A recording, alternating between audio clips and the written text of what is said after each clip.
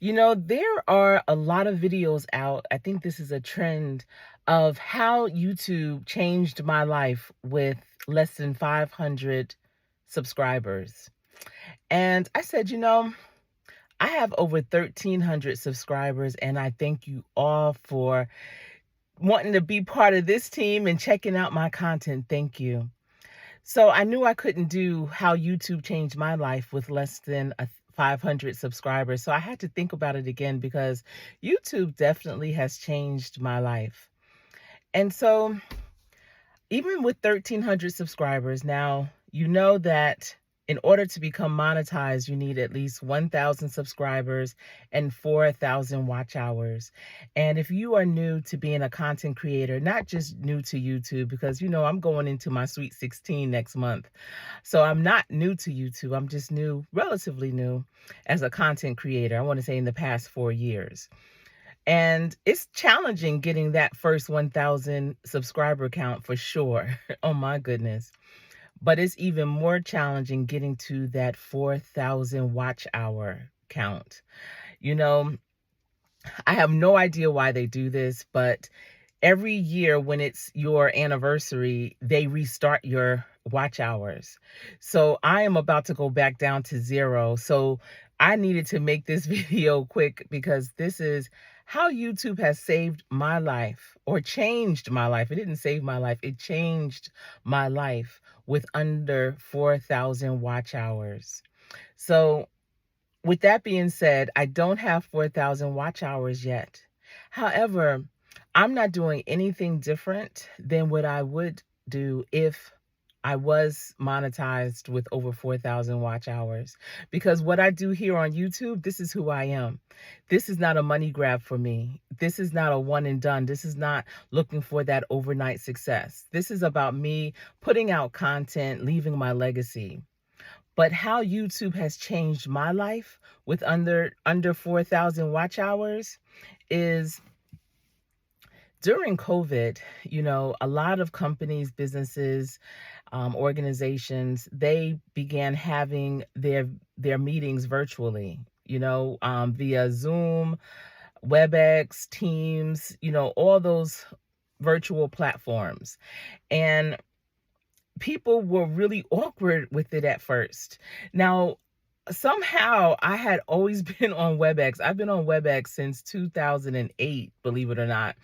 And I don't think when I was on it though that you could see. I'm not sure if there was a camera really. It was more of it was a bigger version than like a call. It was a better platform than a conference call, because you actually had a dashboard and you were able to write text and do things within that dashboard on WebEx. Now this was back in the day.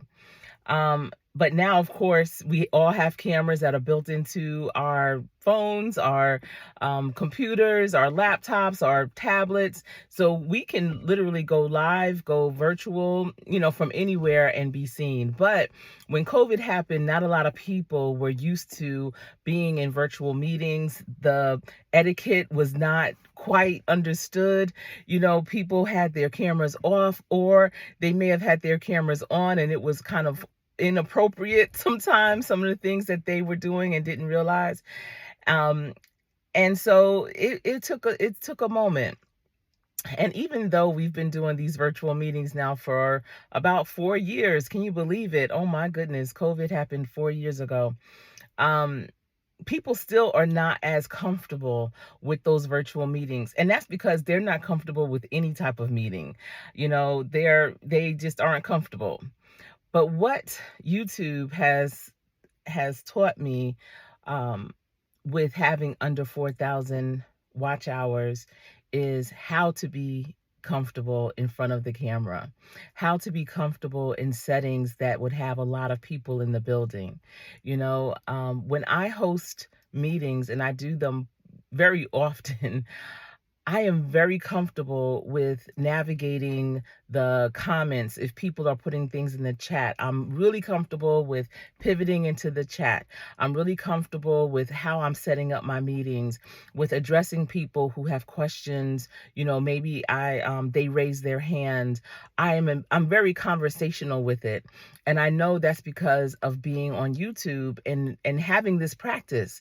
I always say you practice hard, so when you play, you will play to win. And that's why my meetings, oh yeah, people enjoy my meetings because they are very interactive. I make sure that everyone has a voice, everyone is recognized, and it's very informative. I don't prefer meetings where you walk away and you're like, wow, I can't believe I spent an hour and what did I get from that? No, I want you to walk away with something you can implement, something you can share, something you can at least think about for yourself, something to look forward to. I might be talking about things that are coming up and how I need you to support that. I always want people to walk away, and that's how I am with my YouTube channel as well. When I develop or when I create content, I want you to walk away with something.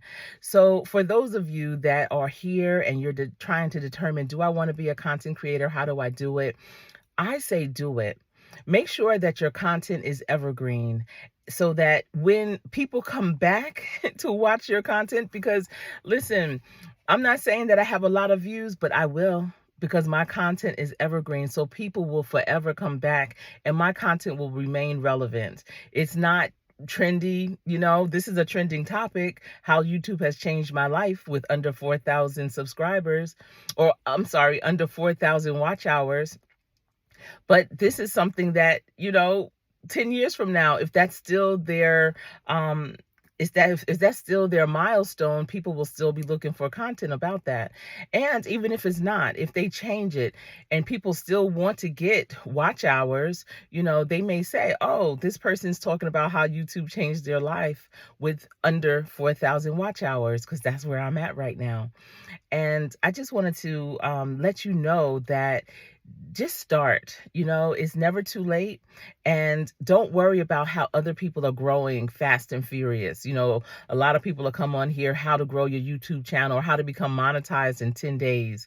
Oh, I've been on YouTube for 2 months and I'm already monetized. Well, listen, I've been on for 16 years. I've been a content creator for about 4 of those 16 years solid, and I'm still not monetized. But guess what? I'm still doing this because this is what I do. And I know that it's not the swift that wins the race, it's the one who endures. So what I'm doing is true to who I am. I'm being very authentic with you. And I truly am genuinely, supportive of everything that people do. And I want you all to win, because I really believe that there's room at the table for everyone. So my content is not going to shake up too much. I'll show you part of my life, because this channel is about workforce development, career readiness, entrepreneurship, but it's also real talk, real issues, and real life. So you will see some things that I feel impact me both personally and professionally. And I'll expose you to things because you may not be able to get to it. And it's all about exposing and sharing content. That's what this is all about, all different types of content. But YouTube has definitely changed my life with having under 4,000 watch hours by helping me become that much more comfortable and authentic when I am hosting virtual meetings. I have a feeling this is just part one of how YouTube changed my life for me, because it changed my life in many ways. And there's another part that I want to share, but I'm not going to share it on this one. You'll have to wait until part 2.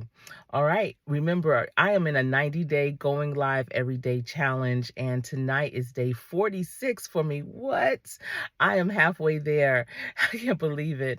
But please, I'm not sure what time I'm going to go on. I never do. But just if you want to and you feel comfortable, hit that subscribe button and that bell so that you will be notified when I do go live.